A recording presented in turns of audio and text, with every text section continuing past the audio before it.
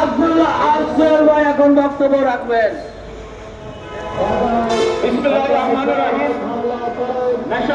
national people's party আয়োজিত বাজায় লক্ষ লক্ষ মানুষকে হত্যা করেছে